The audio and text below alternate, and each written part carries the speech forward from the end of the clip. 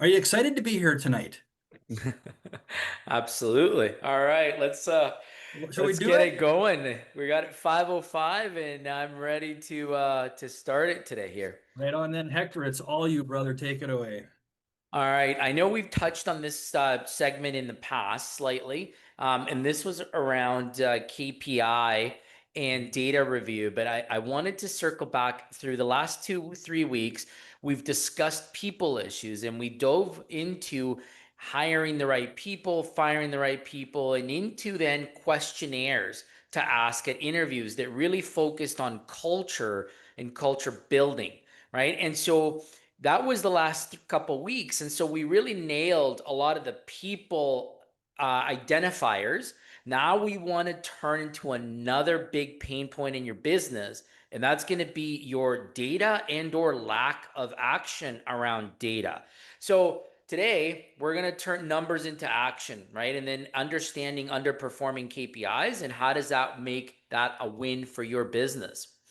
So, we can all think of a time in your business where you've struggled with identifying what's important from a data review. I don't care if you're starting off or if you've been around in business for a long time, if you're, you know, under $100,000 in revenue, or if you're over $10 million.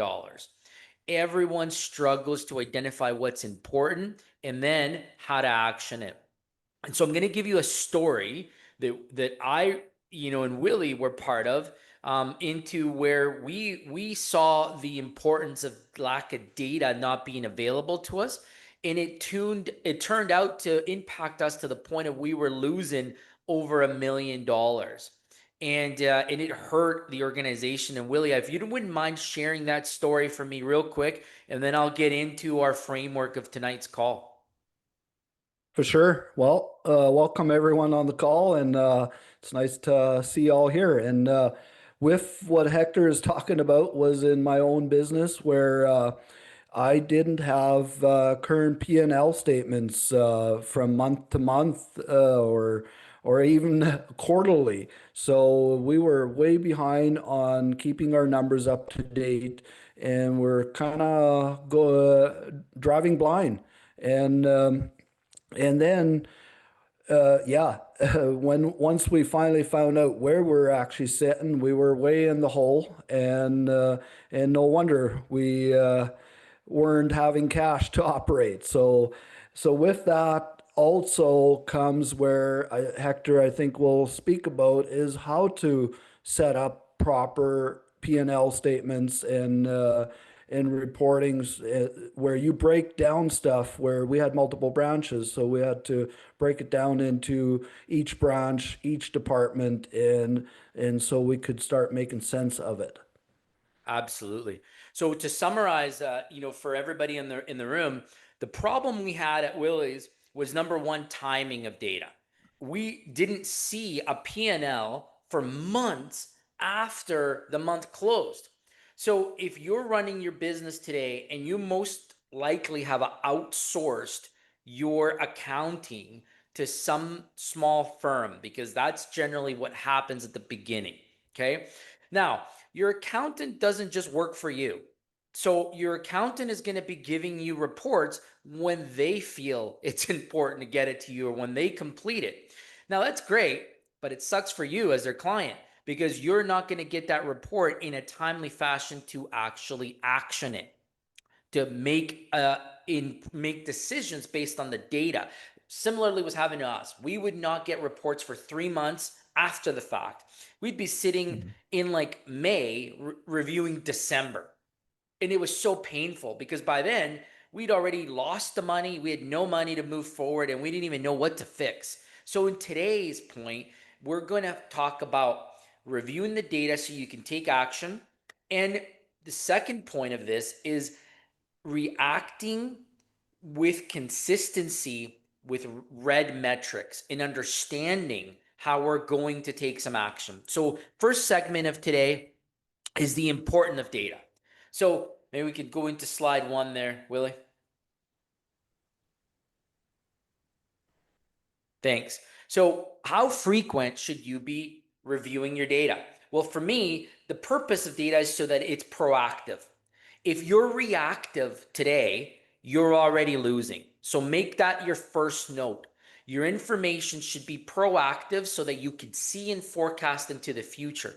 So my rule of thumb is if you have an accountant that's doing your books today, you should be closing within 15 minutes of the month for previous month, no later. So tomorrow, call your accountants and say, hey, Bob, or whomever your accountant is, I'd like you to start providing my data to me by the 15th for, July. So August 15th, I want to see the July numbers completed. What you're going to do with that information now is that it's going to give you the ability to understand what has just happened so you can still action it in a current month. You still have 2 weeks to make some impact for the following month and not wait 3-4 months down the road and hope to still make changes. Because one thing that's important for us to know is the timeliness of when you take action. There's a lag of 3 weeks on average of when it'll actually impact your business. So very important to know that you have to have a rhythm and alignment across your teams as well. So what does that mean? That means that you as the owner should not be the only one reviewing your data. Your leadership team should be and have access to data that allows them to be empowered to make decisions, and so that they can quickly adjust their strategy, right? Now, what is this as a best practice? I would say you set up your weekly review meetings with KPIs that are tied to your P&L results. This is a best practice that we've implemented. It allows us to review cash positioning. It allows us to understand activity from a sales and or revenue standpoint. It also allows you to understand your cash flow, because as leaders in small businesses, you live and you die with cash flow. And that is something that most entrepreneurs miss the mark on. They focus on revenue. And you can talk to any business owner. The first line that they will discuss with you is the number of money coming in, right? Every entrepreneur you talk to, they're going to say, oh, my business is doing X amount. Great. What's it doing for the bottom line? How much do you actually have at the end of the month? That's the number that counts. I don't care how much money's coming in. And so understanding that is what's going to create the KPI that you should really be building out on. Okay. So again, importance of data is about reviewing KPIs regularly, and also the ones that are actionable for your business, that are meaningful for your business, I should say. Okay. So we can go on to number 2, slide number 2, Willie. This speaks to about us prioritizing. Yeah, before. Oh, go ahead, Willie. Yeah, I was just going to mention when you say the bottom number is really what matters is so true. Where we were at one point doing 15+ million dollars in revenue, but our bottom line was in the minus. So that's when you start really thinking, what are we doing here, and spinning our wheels for nothing, and plus going into the minus. And that's when we got real serious about tracking everything, and we're able to turn it around because of how we started tracking everything.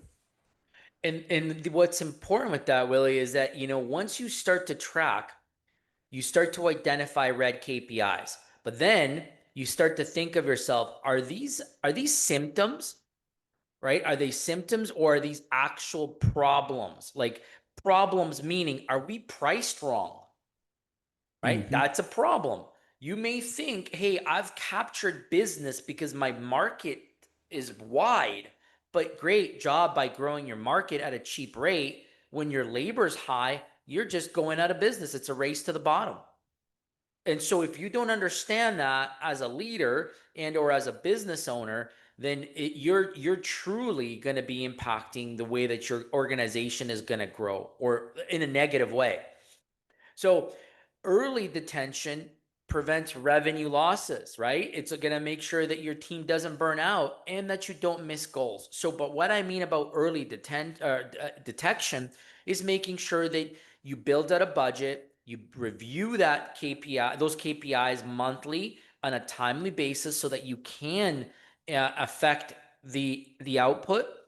You want to make sure that you select the right KPIs. This is where it becomes really important that they are leading KPIs. One of them that I see a lot is sales type of KPIs, which would be your revenue and your number of accounts. I always see this number of accounts in a business or sales activity. Okay. But what it does is when you focus on just those type of leading indicators or those type of KPIs, you might miss the fact that it has impact on other businesses like your operations.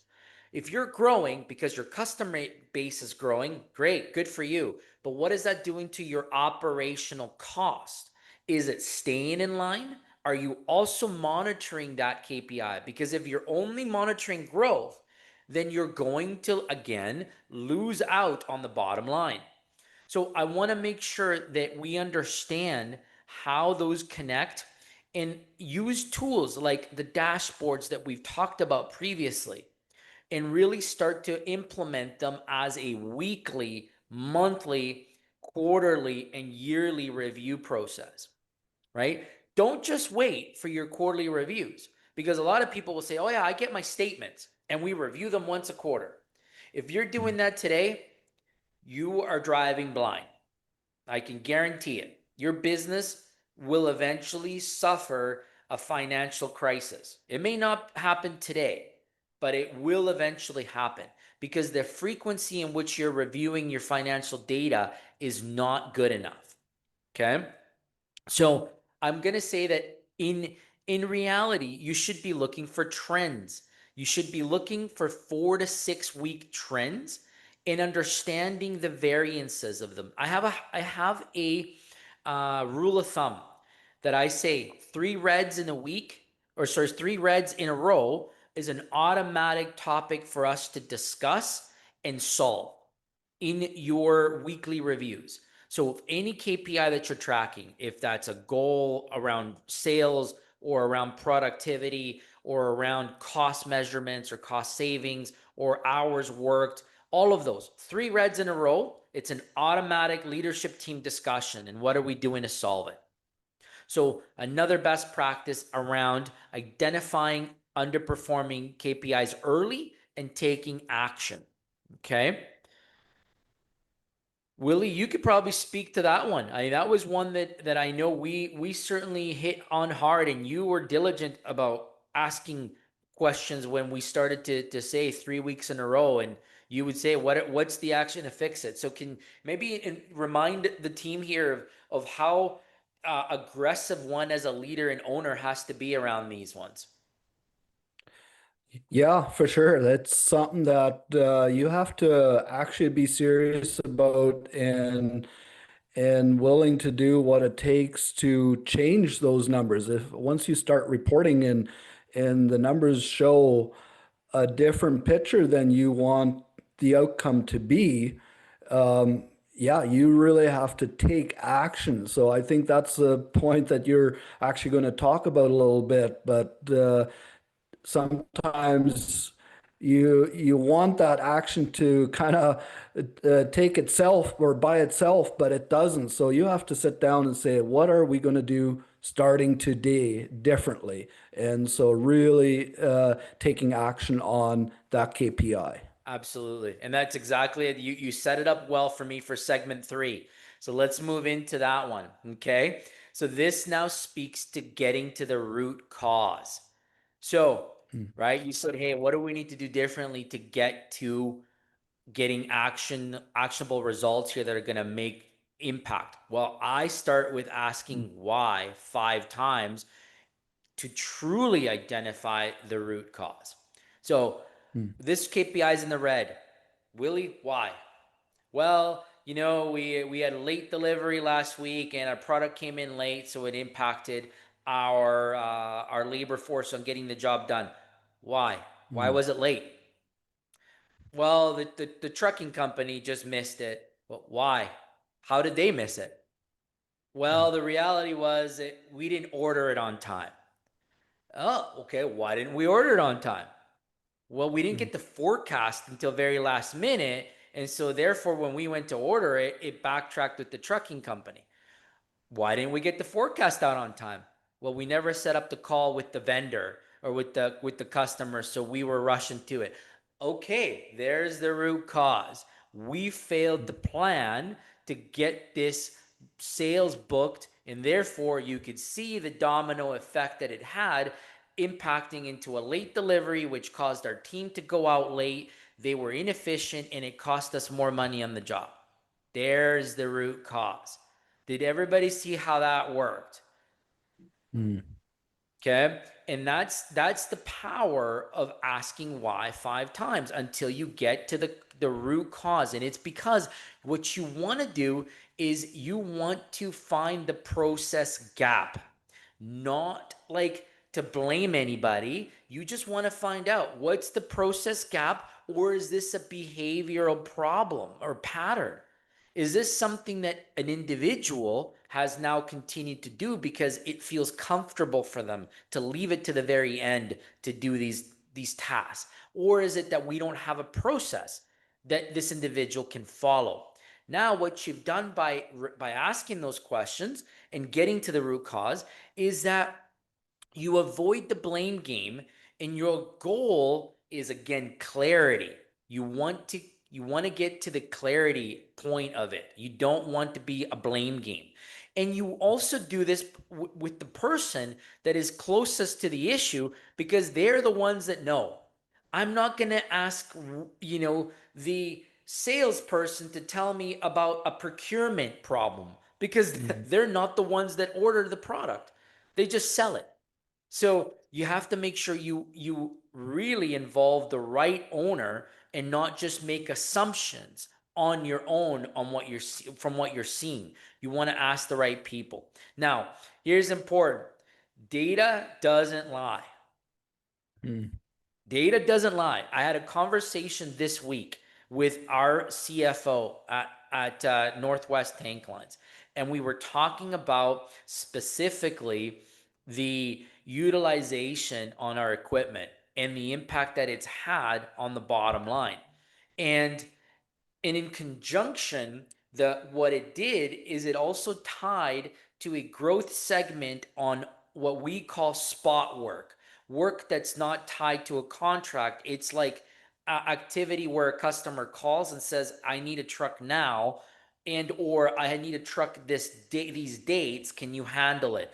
And because we've been efficient with the utility of assets, it allowed us to gain activity on those spot work. And what it's done is that it's raised the overall income by significant 6-figure numbers. And this was non-existent 2 years ago. But the point of this story is that the numbers don't lie. We focused on a KPI that yielded results on 2 very strong KPI metrics, and now we're seeing the financial win with it. So Mm. focus on your numbers, understand it to be true, and deep dive it. So a best practice, hold that 30-minute to 90-minute, we call it an L10. You could call it your weekly meeting. It's all up to you how you want to label this, but you want to have a weekly review to identify those red KPIs and then start to ask why 5 times. Okay, until you get to the root cause. And then after you've done that, we're going to talk about actions. So let's go to segment number 4. So action planning, and we labeled this action planning that sticks. Why would we say that, Willie? Why would we say it's Mm. action plans that stick? I know you remember how many times we tried and it didn't work. So Yeah, that is the key is to make something stick, I believe, and you have to have a very good follow-up process and where you keep coming back to it every single week.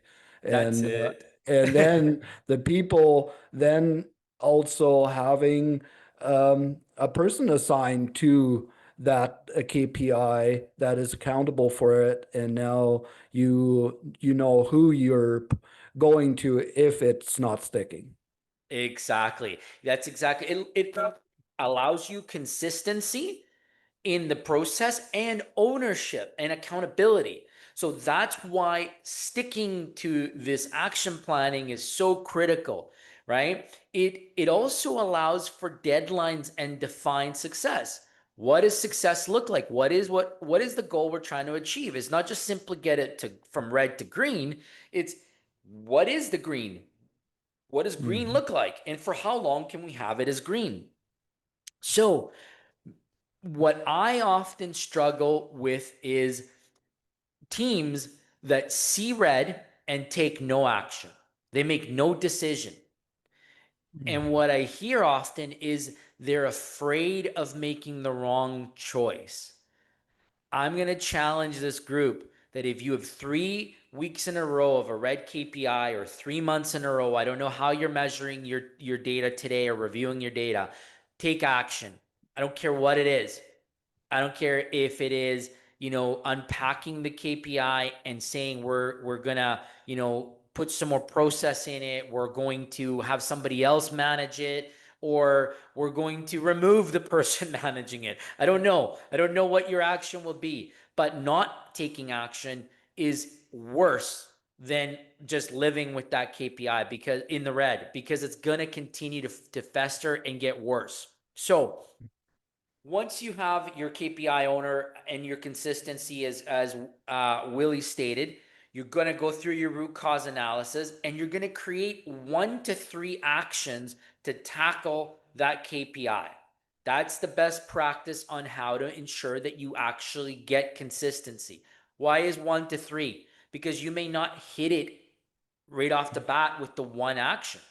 You need a couple more options because one of the 3 will work. Not all 3 will work at once. So that's the general ground rule around a to do, especially when you're really looking to impact it and make it go from red to green.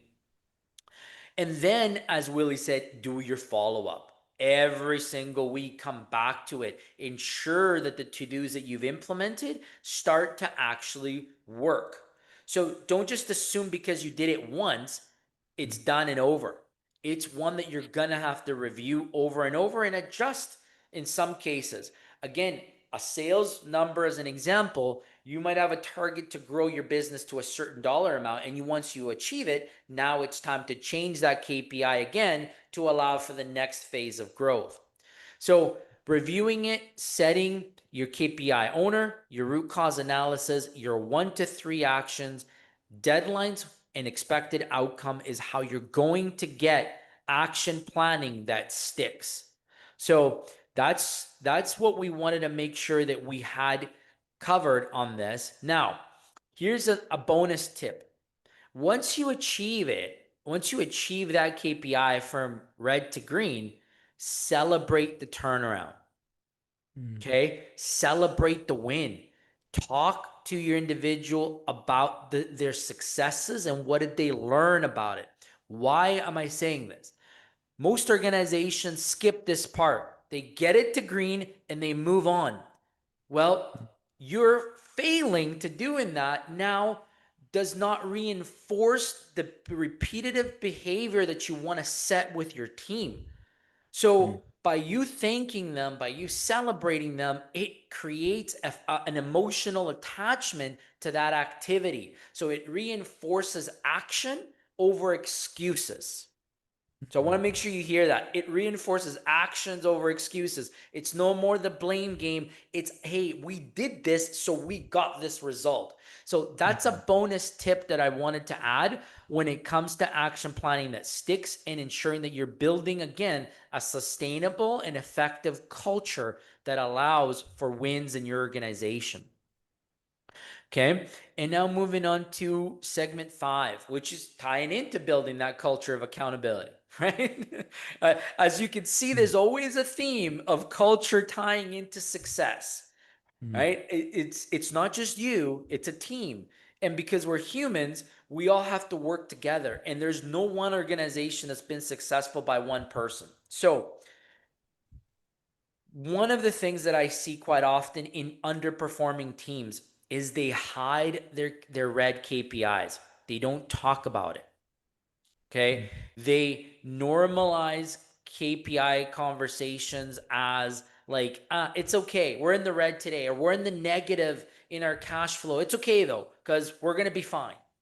It's okay if the accountant doesn't give us the data for a month. It's okay. We'll be all right. No, don't normalize them. Normalize that means that you're going to be okay with losing down the road.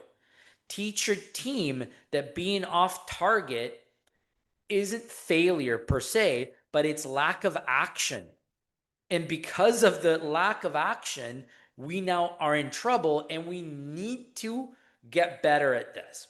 Create a psychological safety for admitting when people have made mistakes, when they have issues, but hold firm on the accountability, but don't make them feel bad necessarily because they made a one-off error. I often encourage people that work within my teams to make mistakes. I always tell them, look, you're human and you're going to make mistakes. I want you to learn from your mistakes because I make them all the time. And what's important is that you own them, that you say, hey, I did it. That was on me.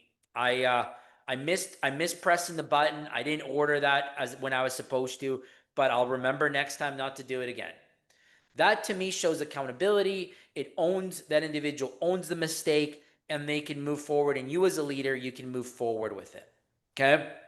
Now, asking the questions, as we said before, of the why 5 times allows you to use a model of curiosity and not judgment. It doesn't become aggressively or putting down an individual when you're asking why.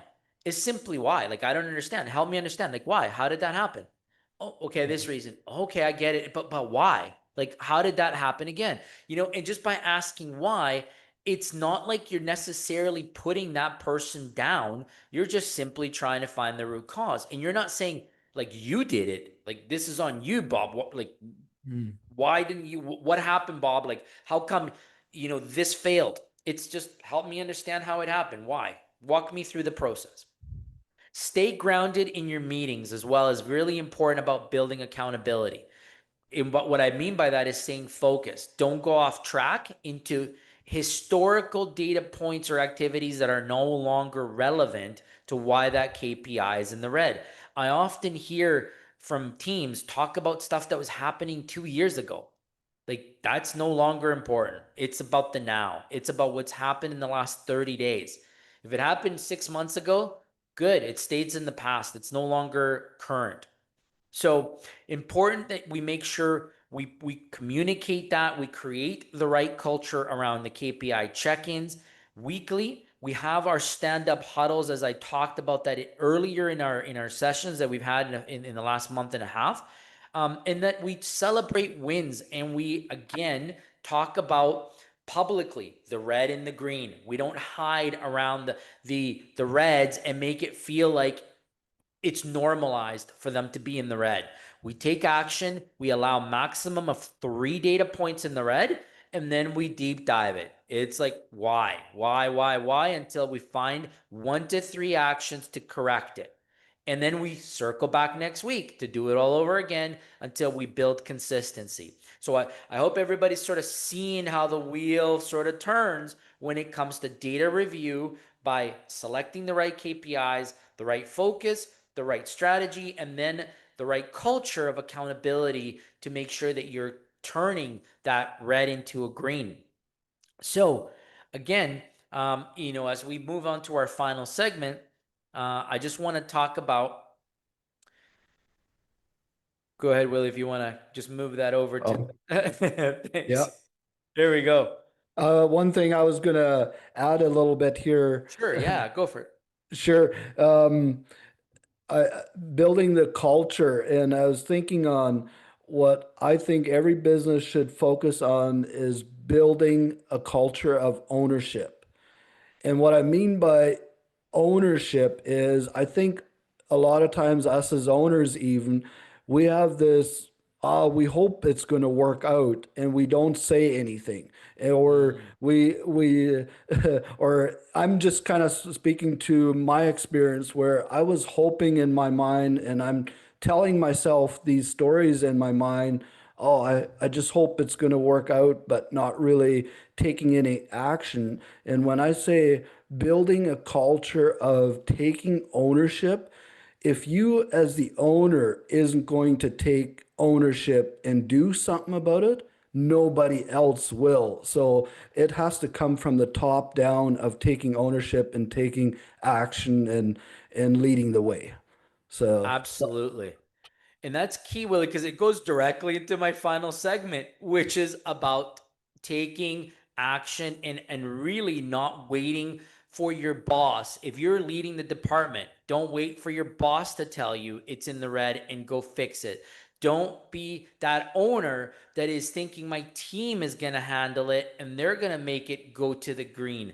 No, you got to challenge. Don't be scared to step up and challenge the team, which is about that time where I now will challenge this group about next week's sort of follow up. And that is pick one red KPI in your business today. And I want you to do that root cause analysis next week and set that 1 to 3 actions with that KPI owner that you have today. And if you don't have one today, go find it in the next day or two and have that review with that KPI owner and say, we're going to sit down by the end of the week and I want you to tell me why this is in the red and how we're going to fix it together. Like, what are going to be some of the strategies that are going to work for us? And then when we meet next week, I'd love to hear you report out on those red KPIs and what the actions that you're going to take to ensure you turn them into green. And why this is important, because it's going to let us know, number one, do you have access to data? Number two, can you recognize if your data right now allows you to see red and green KPIs? And number three, are you actioning the red KPIs? So as leaders, because we're developing leaders here on this call, and that goes for business owners and for department managers, right? The doers, the individuals that are tasked with getting shit done in the business. And so we're going to make sure that you now go and implement the tools that we're talking about here week to week. So that's your challenge for this week. And that's the segment today around KPIs and how to tackle them and take some action. So I'll pass it back to you, Alan. We'll open it up for some questions. Oh, that is fabulous. I'm hoping we have some questions. I just got to reiterate, and Hector, I hope you're not getting a big head here, but I love the calls. I get on many Zooms for many different things, and this call every week is probably the best call I get on that gives me step by step actual practical implementation steps for practical application. Oftentimes we get on calls and they're supposed to be meant for instructional or education, like this, and it's just theory stuff. And Yeah. but I love how we come on here and what you give us is just real stuff, but you give us step by step actions on how to actually implement it so that we get the ROI that we're looking for. And then you back it up. Willie comes along and backs it up with practical, examples. And so, guys, I hope that you're getting the value or see the value in coming on these calls, especially like I do. And maybe I'm a little bit biased, but I got to tell you, what I see on these calls every single week is by far and away a better value than I see on most Zoom calls. Or if not, if I could say it's the best value I get for my buck, if I can say it, Sure. in comparison to every other Zoom I get on. So great. So guys, let's open it up to you. Grace, Pat, and Peter. No, I know, Peter, you just jumped out to fuel up your car or something, your truck. And we'd love to have you come back on. If you've got some questions, ask them. This is the time. You don't have to worry about putting your hand up in the chat because we can just see it as we are. And Andrew, if you're still in the Zoom room there, we'd love to have you chime in as well because, even just starting out with a small brand new business, this stuff is applicable to you and it's going to save you a lot of headache in the long run. So who's got our first question tonight? I might have a very dumb question, but what's a KPI? So a KPI is a key performance indicator, Peter, and that's not a bad or dumb question. It isn't at all. No, I have learned that if somebody has a question, somebody else has the same question. And I used to have a teacher that would say, sometimes, oh, there's no such thing as a dumb question. And they would say, oh, yes, there is. The dumb question is the question that doesn't get asked. Because if you don't Yep. ask it, you don't get your answer. So thanks for chiming in with that question, Peter. Anybody else? Padam? Grace? Andrew? Yeah, I think I have one question in mind. Yeah. So, for example, you saw the red KPIs and you were able to see what is the root cause of it, Mhm. and then you were able to resolve it after taking an action for a month or so it's already resolved. When would you, I mean, I know you mentioned that it should be a weekly thing to check on it, but when would be the time that we will actually close the loop on Yes. that certain problem? Absolutely. So similarly, after, my theory of three reds in a row requires now a deep dive analysis or root cause analysis. Three greens in a row shows Mhm. consistency or a trend that you've now turned the corner on that Okay. KPI. So that would be my sort of best practices. When you see three greens in a row, now you can back off and you can say people got it, the process is working, and you could Mm-hmm. you could let it go at that point. Okay. And Thank you. Hector, maybe share an example. I'm just thinking of what we were tracking in our operation. One specific example was maybe we were tracking how much idling time our trucks had and Yeah. and how you would deal with that. Yeah, absolutely. Idle, for most businesses that involve fuel, I don't care if you're a landscaper or if you're running a trucking company or a courier company, fuel is very expensive in Canada, and if you're burning it, it's money going out the window. Yep. So we understood what our threshold, expected okay level of idling was going to be. And once we knew that, we tracked it every single day. We had a report that allowed us to review it as our huddle metric. And we would say our idle is at, this dollar amount today. And if it was off, we would go find out, pull the report deeper. Who was the person that was costing us, to idle some more? And we will go talk to that person. And we would say, okay, like this is your warning. If this goes to warning number 2, are you prepared to start paying for this? And we would, just have tough conversations with individuals about the impact that it was having. And incidents would be where I would also, if it was problematic, I would go look for this individual and find how they were doing in the field. And we would start to do our yard checks. In the morning, you'd always find, especially in northern Alberta, trucks idling every morning.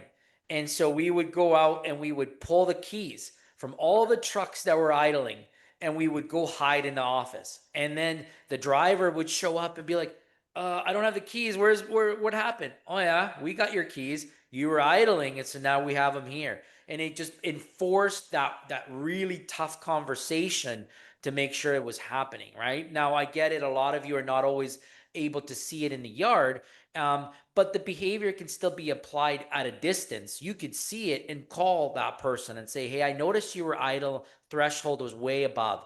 Temperature levels were this. Why were you idling?"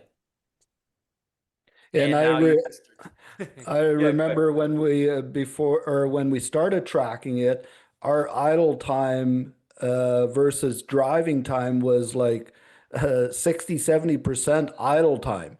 And then when we got it down, we were saving ourselves like five to $10,000 a month on fuel Yeah. Oh, yeah. It was crazy. We had guys that would show up to deliveries and leave their trucks running while they were unloading their freight.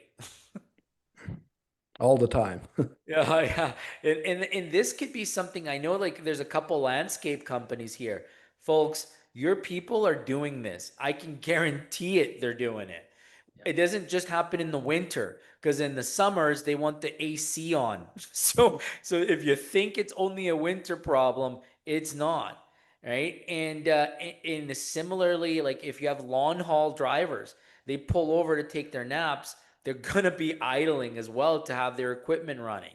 So there's a lot of things that you got to monitor when it comes to idling as a KPI. That's one that certainly can help people just be more aware of and highlight the importance of picking one until you see it turn green, and then you see the return for the time that you spent working on it. That's a good one, Willie, to share. Thanks. Yep, that was excellent. I love how you talked about celebrating a green, especially if you're turning a red into a green, and we don't want to just implement something and it's working and then off we go. And there's a real value in that, in celebrating that. I appreciate that. Yeah, thanks, Al, for bringing that up. That is so true. So, show of hands, who here has had a KPI fixed and you just move on? Yeah. Like, like right? Like, oh man, we had some good ones. All right, good. Adam's do, I'm yeah. glad we have some individuals that are better than us, right? Because we've done it. I've done it. I have. If there's a flaw of mine, is I don't celebrate wins enough because I like to move on to the next challenge, and so I'm like fixed win, good challenge, go. And then I've got to remember, man, I didn't even thank them for that. I have to work more on that. So I just want to remind leaders here that thanking the individual and building that with your teams, it is gold. It will build trust. It will build the right behaviors because now they'll know this is what I need to do. It reinforces that. So please don't. Go ahead, Willie. Can you give an example what a celebration looks like on something?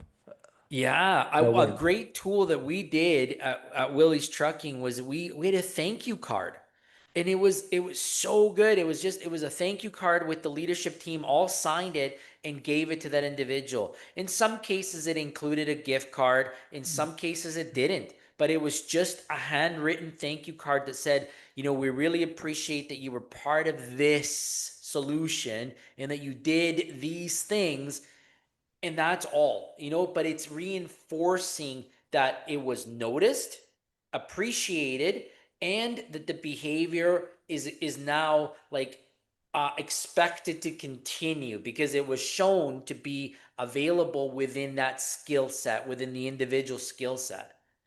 Yeah. So it's no longer an excuse.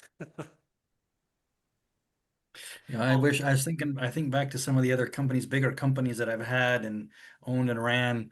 I wish I knew some of this stuff back then. I had done so much better. My goodness sakes. Adam, I see that you're unmuted there. Hey Hector, how's it going?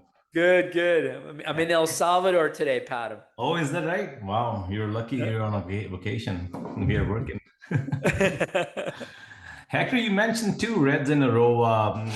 So I will share what's happening lately. As you probably remember, I mentioned to you that I started a HVAC company and solar and HVAC and heat pumps and all that. So it's doing well. We started generating lots of sales from last May. Our May sales are pretty solid. Our June sales are pretty solid, and Nice. finally the company has is feeling some traction. But we started with X amount of our investment into it, and now as soon as the sales went up, our cash flow is falling behind. So we have fed more cash than we thought. Our initial investment was like a couple $100,000. We thought we'll not go over that. Now, as soon as the sales went up, the company asked for more cash. We couldn't keep up because it's a new business for me as well because the payables run 30 days to 60 days to 90 days. Some of the customers pay 30 days, some of them pay 60, and some of them pay 90. So what happens on let's say, for example, on a $10,000 job, all the equipment like an AC, for example, or a heat pump or whatever the case may be, on a $10,000 job, roughly 30% margin, whatever that is, and then all the investment you have to put upfront. So our cash went out like, we didn't even realize that our bottom number is negative. right? Right. So we fed more cash to the company. Now it happened twice in a row. When you mentioned like 2 reds back to back is a big deal, it kind of clicked to me right away that I've already fed my company twice in a row out of my own pocket. We are over the budget now. So at what point you stop feeding your company more cash and you wait for the payables, because your payables and receivables are not in sync for the first few months, right? I mean, you're always falling behind. So my You question are. is, if you don't feed in more cash, then you don't generate more sales. Exactly. So how do you do that? How do you win that battle? Yeah, so you need to align three things that I see here. First of all, the first thing you need to look at is get your payables all under the same structure. You can't have 30, 60, 90 days outstanding. It should only be one. So what you dictate the terms to your customers, okay? Now, you could say I want them at 30, I want them at 45, I want them at 60 or 90, but you set that for consistency. Now, you might get some pushback with some organizations that are going to say, well, I only pay at 60. Okay, that's fine, but then we're going to incur a late fee cost to you. Or you could say if you pay early, Willie actually was really good at this. He would give a discount if you paid early. If you paid within the 30 days, you'd get like a certain percentage of rate reduction to encourage you to pay earlier so that your receivables are more in line with your expenses. Okay. That is one strategy that you could do to try to minimize your cash flow impact. The other one is, instead of going out of pocket, get a line of credit. That line of credit will allow you to dip into it for the term of when you are essentially you're loaning that business the equipment to go into their place. You know, you're essentially financing that construction, right? But that way it's not you throwing more money in. Now, the other piece is about timing of invoicing. This is a big one because part of your outstanding AR is burdened by how quickly you are invoicing. If you're not invoicing until the end of the month, but you completed the job in the middle of the month, then it's not your customer that's at fault, it's you're internally at fault. So I would encourage that you review your internal processes around your receivables. And you know, I hear this on construction companies, maintenance companies, service type companies. They all have that problem. And I'll tell you, in my experience, the root of it all starts with the timing of when you invoice. And even in trucking, if you're in the delivery business, you invoice the day that you deliver, right? Because your clock starts then.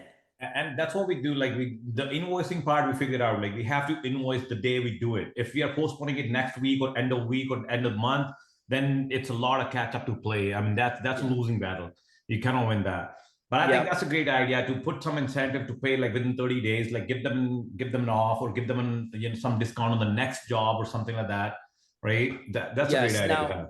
Now, the fourth idea, this is all dependent on your client base and how you could do this, is you capture a deposit in advance for the job. Some jobs, yeah, some customers are good with the deposits, and some, yeah, deposit is not even an option. They actually ask for the loan actually for like a 1 year term, like that's like because even furnace, whatever, AC for example, like some of the customers, they will ask you for a loan. But what if we pay you like in 12 pieces rather than just one pay or whatever, right? Right. So then you got to set them up on a cost plus account, right? Yeah, so it's we do. plus 20, 30% to mark it up. Yeah. And then the thing is, I mean, that becomes a total different business model then. I mean, then you're basically not, it's not a service business. Then it's like, a finance business, so to say. That's right. That's right. And you're the bank. So that's not generally one that you want to be into, because you take all the risk. You do all the labor, the parts, everything, and they could default at any point. Exactly. Yeah, it becomes even risky. But thank you for the answer. I mean, that's a great one. I think I'm going to implement with our leadership team. I'm going to bring it up tomorrow, and we'll see how our payables and receivables, and that's becoming our very big challenge right now. As a startup company, I think any startup would probably go through this challenge, but it's becoming a big one because our cash went away so quick. We from 200,000 roughly to negative. We came in no time. Yes, and it will fly. Willie, you could speak to this. Like you lived this many Yeah. times, right? So Yeah, and that's something that I've experienced now, starting multiple different companies, and I think that's always one thing, you kind of underestimate how much cash it's actually going to use to get it going. And but I do like, though, what Hector is really pointing out is where I think startups always lack on focusing on. So that definitely will help, but you might now, at this stage, you might have to reassess where you're at currently and see, man, if we need to keep growing the business to get more traction, and assess how much more cash that might need. And sometimes it's just a good exercise to do to mentally start thinking around, okay, we're actually going to need more money to make this a goal. Is, or I don't know, maybe I'm off, Hector. What you thoughts no, I around? think you're bang on because what happens is you'll get it to a level of consistency, Padam. And now that consistency is great. You're gonna start making money, but then you're gonna say, I wanna be able to grow my business to net another $1 million in sales. Well, and if you don't have the capex to buy or finance those projects, how do you get the money? So that could mean bringing in an investor. That could mean bringing in like a line of credit that allows you for that growth. Or it could mean setting up accounts with vendors that give you 90-day payable terms while you're recovering your receivables in 30, right? So all of those are strategic methods in which you have to forecast how you're going to tackle for growth. Yeah, we're doing that. I mean, we have our vendors being pretty generous with us, actually. And when you mention bringing in investors, a little bit off the topic, actually, but can I ask you, like, how do you bring in investors? Do you sell a portion of your company to them, or do you like just borrow money and promise to return with a bigger return? Like, how does that work? Oh, Willie, I'm going to let you have this one because you're an expert on this. Well, Sorry, my cousins are joining in for. They No, all all want to good. learn. Let I hope you let guys the don't more the mind. merrier. They let them come and learn. yeah. Yeah, so no, and this is something that I can definitely speak to, where I see, a lot of times you start a business and people are a lot of times early on think, well, my shares aren't worth anything, and bringing in someone or giving up so many shares early on is it's not going to bring me much money to help out. But this is where what I did early on is I brought in an investor, gave up 30% shares, and so he paid a small amount for those 30% shares, but then I negotiated a lump sum that he would pay in on top of those share payout. And that was then, I also, I guess there was a amount where we agreed on it would be interest free, and then from there, after whatever else will be needed, would be this amount of interest. And so that's where I always pinpoint or point back to how I did it in my first business, and it really was the reason why I was able to be successful with that business, was because of that structure. Mhm. Wow. Yeah, and I've seen it too, where certainly giving those shares and holding that, as a tool is something that has worked out really well. Like to raise the capital, and don't underestimate the value of your business, even at the startup stage, as Willie's saying. There's a lot of value there. Yeah. I love the fact that in this environment right here, it's not just we're learning something because it's a good curriculum. We got some great theory. I love this piece, live coaching, right in the moment advice. I mean, if this isn't value, I don't know what is. There you go. Awesome. I see that we're Good down stuff. to the wire here, about a minute left, but I'd love to give Andrew a shot. Andrew, if you got a question or a comment or something you'd like to chime in as we close out today, the stuff that we talk about here is just as applicable to big business as it is to little business, or however you want to say that. Would that be true? Yeah, it totally is. And maybe he's gone, but want to give him give him a shot to chime in for sure. And in the meantime, though, did want to make a quick mention. You heard me say at the top of the hour that we were giving away something today, and I think most of you are already a member of the inner circle on the OBS community. But if you're not, tonight what we're giving away is if you would go ahead and put in the chat, just put that OBS in the chat. Willie's going to reach out to you directly. He's going to give you an invite, a link, and so for free, a no cost, no obligation 2-week test drive trial of the entire platform, full access to the inner circle community, all the curriculum, all the resources, all the courses, all the content, all the calls, interaction with everybody, including Willie and Hector. And so we'd love to have you test drive that. Go ahead and just reach out to Willie directly, or go ahead and just put OBS in the chat right now, and Willie will reach out to you and give you that link. We'd love to make get you in there. Absolutely. There we go. Awesome. Well, I appreciate everyone's time. As I took a red-eye flight last night and landed in San Salvador this morning, and I've been going nonstop with my job and my commitments. So I'm ready for some nap time. Well, you deserve it. You Yes. did good tonight. You taught us well. You coached us well. You advised us well. Thanks, folks. I appreciate everybody's time, and enjoy the rest of your evening. Awesome. Night, Very y'all. good. Happy Thank you. Thursday. Thanks. Take Thank you, care. gentlemen. Thanks. Bye.